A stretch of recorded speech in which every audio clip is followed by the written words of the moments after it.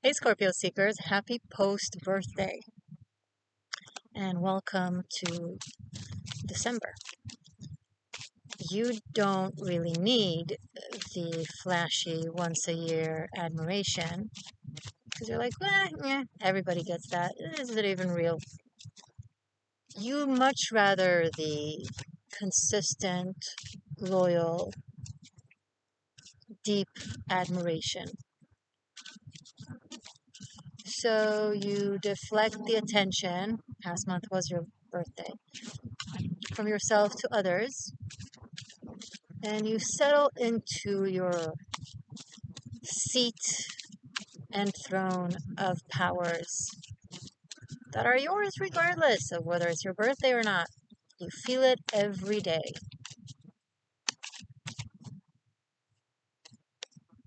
Nine of Cups. Every day is your birthday because every day that you're alive is another day to earn recognition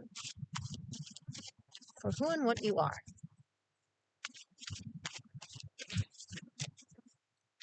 You don't want to limit your influence or feel good.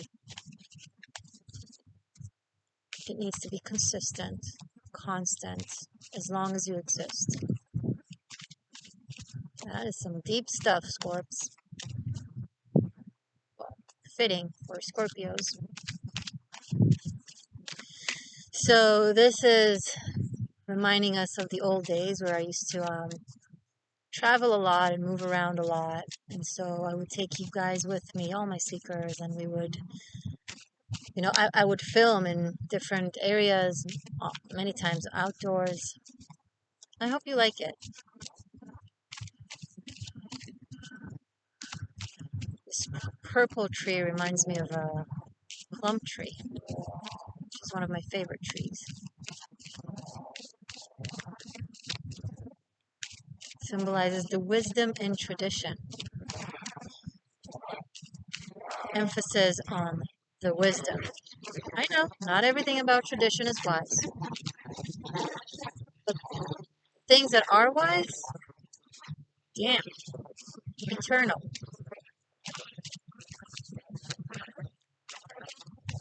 The aspects of you that are wise, damn, eternal.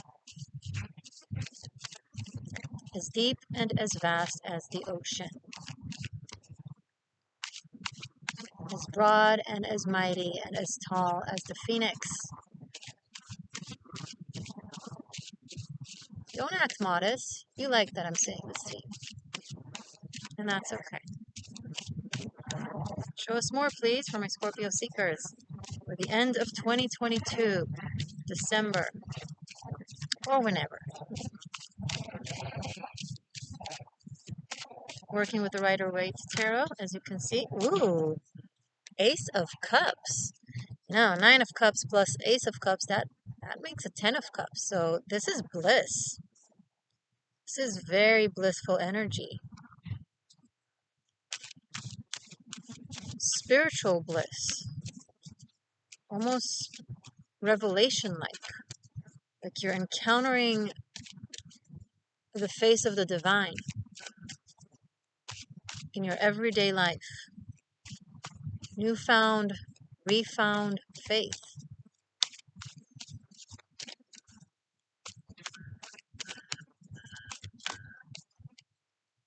Magic, mystery, mysticism, more ancient wisdom.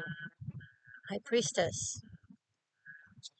Secrets that you hold on to not because you're scared, because you understand the importance of energy and how to work with it, how to not spread it thin. You won't cast pearls in front of swine. You won't speak unless you're asked. And when you're asked, and when you speak, the room goes silent.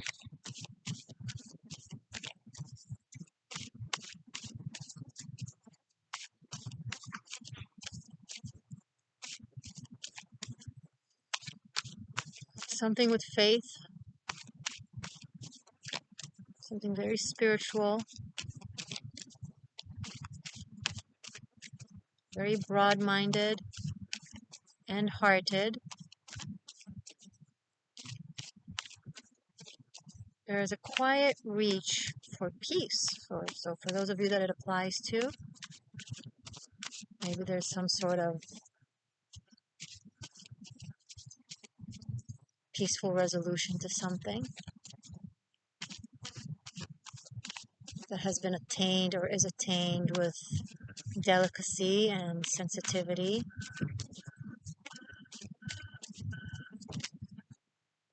Seven of Pentacles.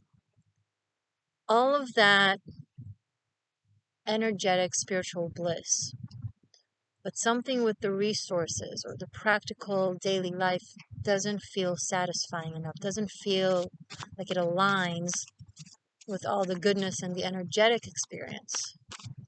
Why isn't the world of matter matching the world of spirit in my life? Why don't I have as much money as I do energy and knowledge? Why haven't the fruits of my labor grown to a level that I find suitable or even necessary? I don't know. Let's see. Eight of Swords. Because there is a mental blockage between your energetic body and your physical body that don't allow them to integrate into one aligned expansion. It has to do with fears and insecurity from the past. It has to do with people told you one at a time when you were influenced by it and got stuck. So since then you've grown and you're not influenced the way you were, but you haven't reached quite deep enough in order to grab it. Some of you have been focused on the spiritual work outside of you, meaning not outside of you is the wrong term. Outside of your core instincts and your most basic psychological, subconscious aspects. You must go to the psychology, to the foundations of your personality and of your human experience. The pain, the trauma, anger, the fear, all of these things. There you, the moon, it's like speaking my mind. What a wonderful confirmation to everything I'm saying. Thank you.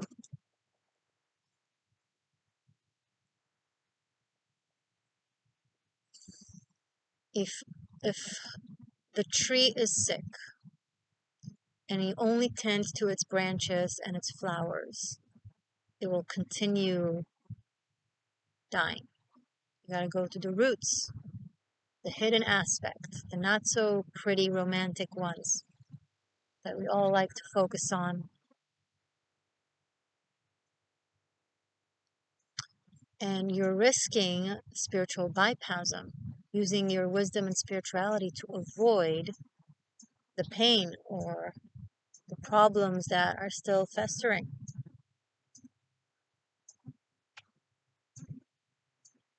Maybe you have a negative perspective on those. Maybe you think they're not spiritual or not worthy enough. Everything in the human range of experience is spiritual and worthy, including the negative feelings like pain, fear, anger, resentment, jealousy, vengeance. I'm not saying to go and act according to these things and hurt anyone. I'm saying address them, feel them, acknowledge them, have a conversation with them.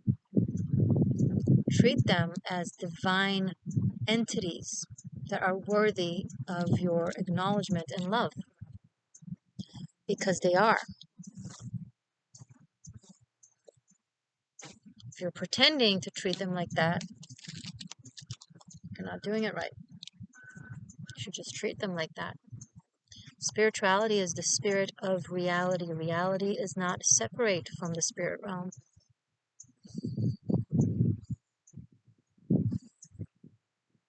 It is home base. It is the roots. A man can only grow as tall as the depth. A tree can only grow as tall as the depth of its roots. Same applies to us as people. Oh, hello, son.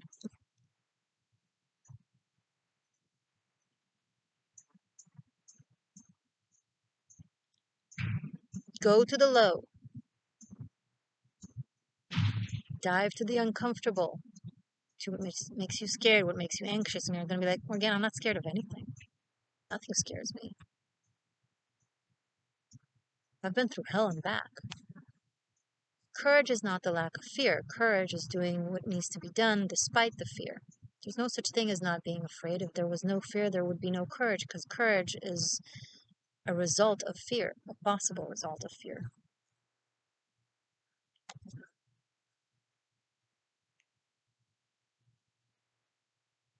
So if you claim there is no fear, you don't truly know courage.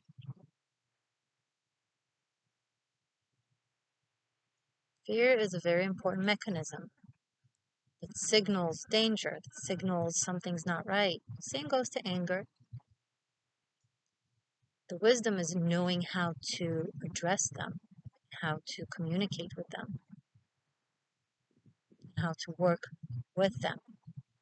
And you've been climbing high, Scorpio, but you haven't been diving deep, which is ironic considering you're a Scorpio.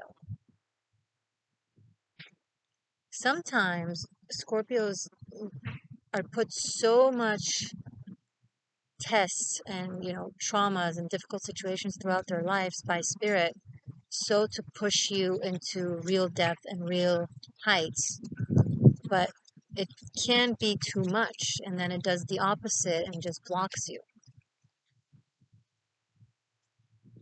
Don't let that happen to you. I'm not saying it's fair, but it can happen, so don't let that happen to you.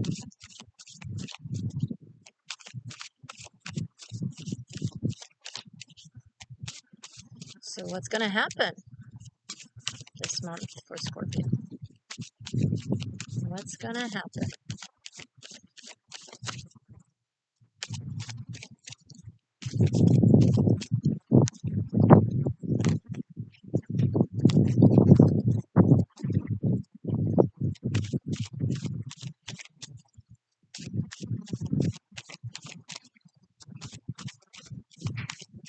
Show me more, please. Okay. Here you are.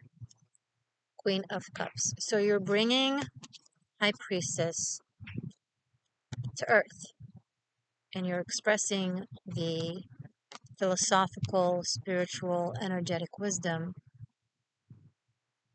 through your emotions. That is going to get you to the next level.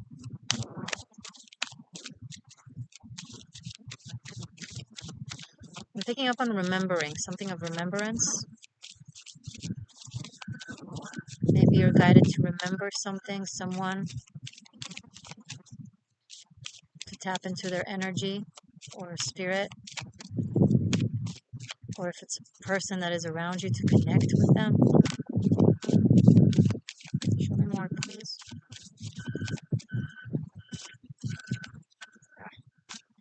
Too many cards, but I'll take the one that fell to the side, the Hermit. What can I say? It's a shamanic time for you this month of December. It could feel intense, possibly solitary. You feel like a search for something that you're not even sure what it is that you're searching. Because it's yourself. You're searching yourself, who you are beneath all of it. That little kid that had conversations with their mentor or grandfather or influential character growing up and asked a lot of questions and knew he or she didn't know much and was open. Go back to those conversations. Maybe write them down. Be that child again.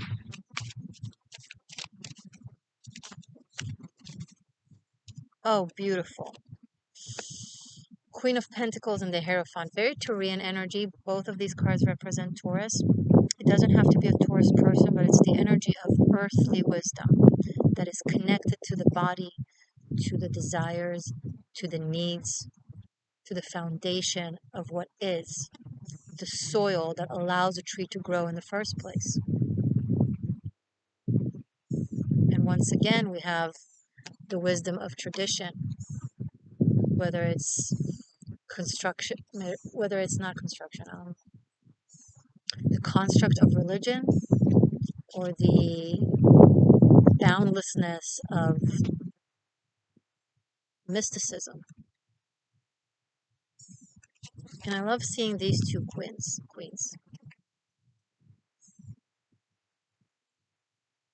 There's a lot of water and a lot of earth, a lot of, focusing on what you eat, what it is that you put in your body.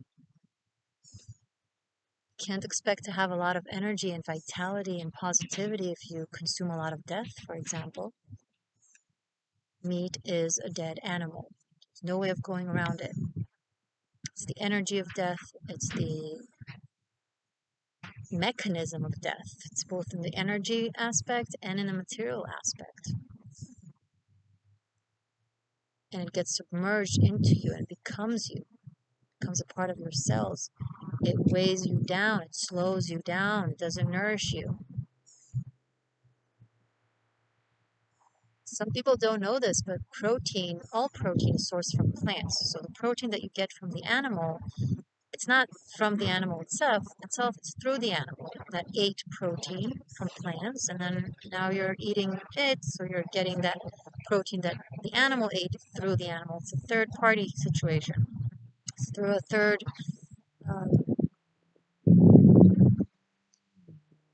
instead of getting it direct from its source, you're getting it from a third party. So it takes harder for the body. It's harder for the body to soak it in, to consume it. And there's tons of other aspects to meat that are to dead animals that are so weighing down on our spirit, on our psyche. Even the anxiety levels and fear levels and pain levels that they experience throughout their life, let alone in the process of slaughter. It releases chemicals, pain, fear, it's chemicals. So all of those really, really horrified emotions are released as chemicals into their body, and we consume that when we eat them. Go back to plants, Virgo and Taurus, right? To the pomegranate, to what nature gives us, not at the expense of another, but in harmony. We can sustain ourselves without it being an absolute give and take. And you will rightly claim, well, the plant also has a life, has a spirit. True, but it came here with the intent of nourishing us and other animals, biologically. So there's at least that comfort. And regardless, it's so much more nourishing, bottom line. And it's not just food, it's anything you put on your body or in your environment and in your home. When you look at your artwork, your furniture, cute little statues, what do they make you feel? Do they make you feel inspired and joyous and loved, or do they make you feel scared? What do they bring up in you? What kind of energy do they bring into the room? Take note of all these things and fix it in accordance this month. This is a very important message. I see spiritual teachings. We have the High Priestess, the Hierophant, and the Hermit. Also the moons, both spiritual and emotional teachings. You will only be able to get to the next level in the spirit world, in knowledge, if you go back to the psychological, emotional places and layers and get through them, not away from them, not despite of them, with them, through them. Go straight into them, right? The only way out is in. There's a guide in your life, someone you can listen to, learn from. You yourself might be the guide, you might be the teacher, but we're always both teachers and students, so it's not a contradiction, not really. There could be a divine counterpart here with the Hierophant and the High Priestess.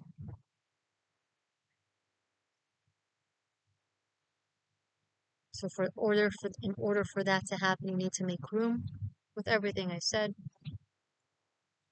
If you want to study tarot, check out Tarot Masterclass Bunkai. It's available on Vimeo for separate purchasing or for unlimited streaming over on Patreon for as low as $13 a month, and that's on top of other VIP content.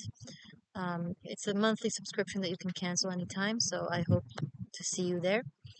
And below in the description box, there's everything you need to know, including links to my social media. I'm on Twitter, Instagram, and all that jazz. And there's also a description of many ways in which you can deepen your relationship with the existential shift, perhaps contribute if you so wish. I love you guys. Thank you so much for being here. Happy holidays, and I'll see you soon. Bye for now.